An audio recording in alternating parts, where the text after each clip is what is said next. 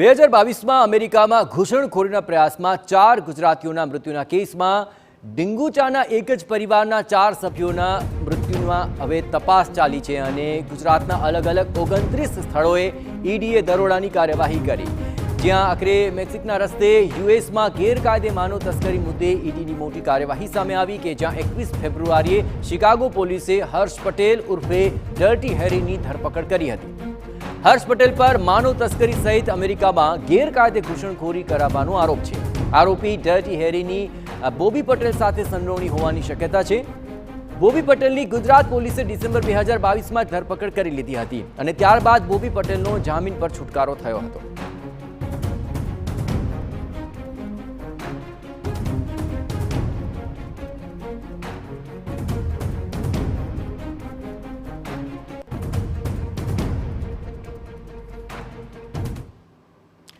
તો ઈડીની આ કાર્યવાહી પર વધુ વિગતે વાત કરવા માટે જોડાઈ રહ્યા છે TV9 સંવાદદાતા હરીન માત્રાવાડિયા। હરીન, આખરે ઈડીની આ 29 ઠેકાણાઓ પર અલગ અલગ આ કાર્યવાહી જોવા મળી, પરંતુ આખરે કઈ એવી આશંકાઓ છે કે જેને લઈને આટલી મોટી કાર્યવાહીને અંજામ અપાઈ રહ્યો છે? હરીન,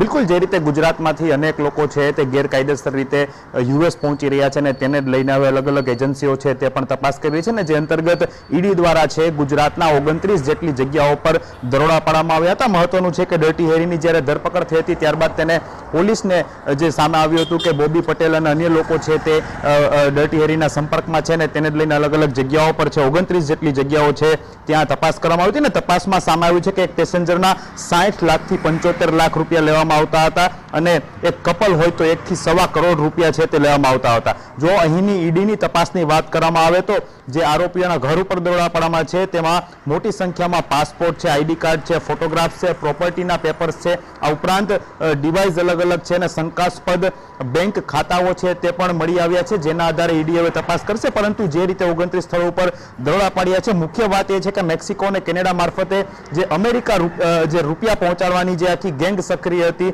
તેનો પણ પર્દાફાશ થયો છે ને ગુજરાત પોલીસે પણ થોડા સમય પહેલા જે રીતે બોબી પટેલની ધરપકડ કરી હતી, ઉપરાંત અન્ય જે લોકો છે તેની ધરપકડ કરી હતી। મહત્વનું છે કે આ તમામ અલગ અલગ કેસો છે તેને ધ્યાનમાં રાખી અને તમામ જે અલગ અલગ ઠેકાણાઓ છે 29 જેટલા ઠેકાણાઓ છે ત્યાં ઈડી દ્વારા કાર્યવાહી કરવામાં આવી હતી। અત્યાર સુધીની સૌથી મોટી જે ગેરકાયદેસર રીતે અમેરિકા જતા લોકો અને એજન્ટો છે તેને લઈને જે કેસો થયા છે તેની સૌથી મોટી કાર્યવાહી છે ગુજરાતમાં માની શકાય છે। જી બિલકુલ હરીન, તમામ ગતિવિધિઓ પર નજર રાખતા રહેજો। તો હરીન જણાવી રહ્યા તે પ્રમાણે આ એક મોટી ગતિવિધિ છે, 29 ઠેકાણાઓ પર આ કાર્યવાહી ચાલી રહી છે અને તેમાં મોટા ખુલાસાની શક્યતા।